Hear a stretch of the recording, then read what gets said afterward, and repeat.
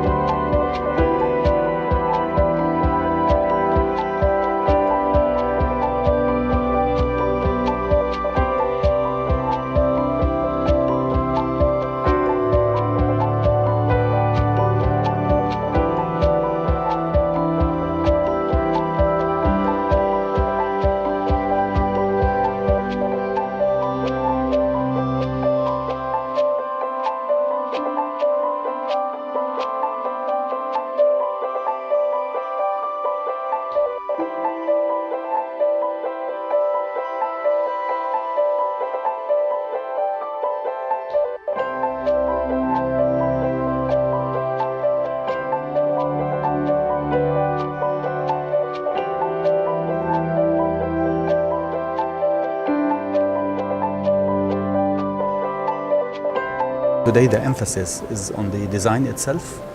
The priority is given to having a differentiated product instead of simply price.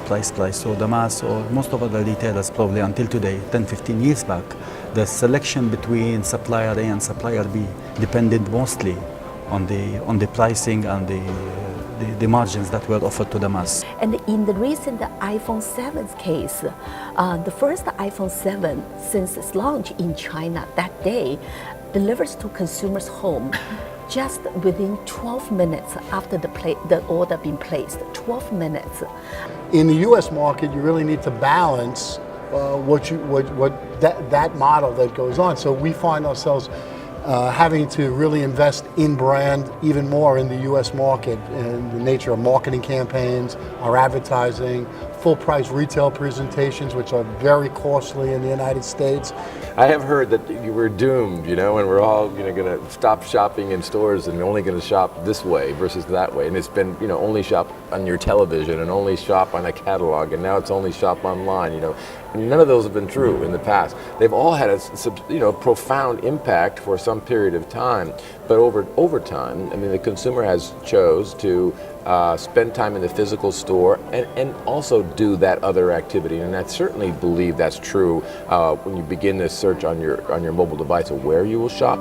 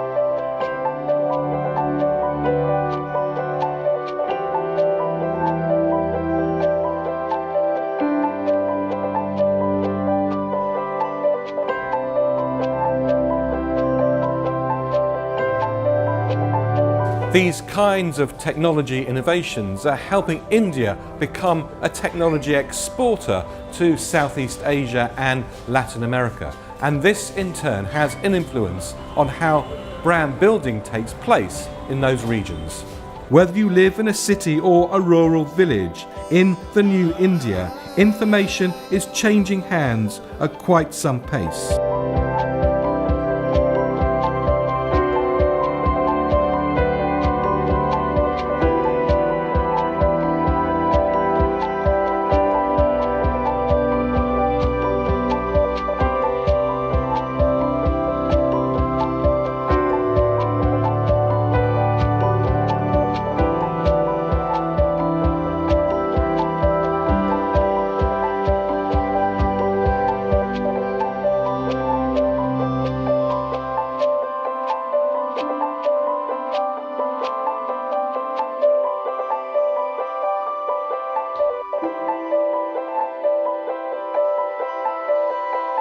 Online shopping here in China has become a national pastime, and not just because it gives access to the brands that maybe in second or third tier cities people can't actually get in their local stores, but also because it's cheap.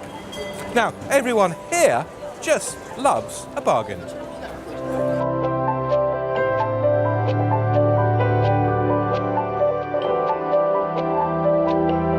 I think brand will always be important because I see it in my own children. They have affinity towards certain brands, and I think it's incumbent upon marketers to create that linkage. And it's harder today because the attention span of everyone, children and adults, is so everybody's distracted. The future for GE will be a future that is software enabled, and the software story is one that is, I think, captivating everybody, whether it's the software that enables your phone or the cloud that enables enterprise software, or something much more industrial, which obviously is where we're headed.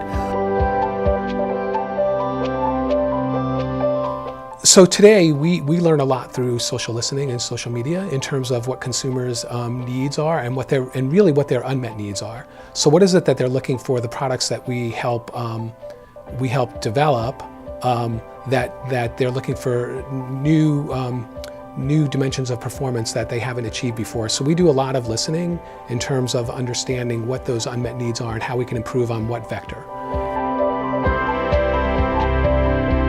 There have been a lot of dynamics over the last 10 to 15 years that have impacted luxury in terms of tourism flows, terrorism, the emergence of key markets. So the global dynamics are something that a brand in this sector has to pay attention to very carefully. Certainly, probably the long-term, the most significant long-term change, let's say, is the growth and the importance of China for every brand, particularly for luxury.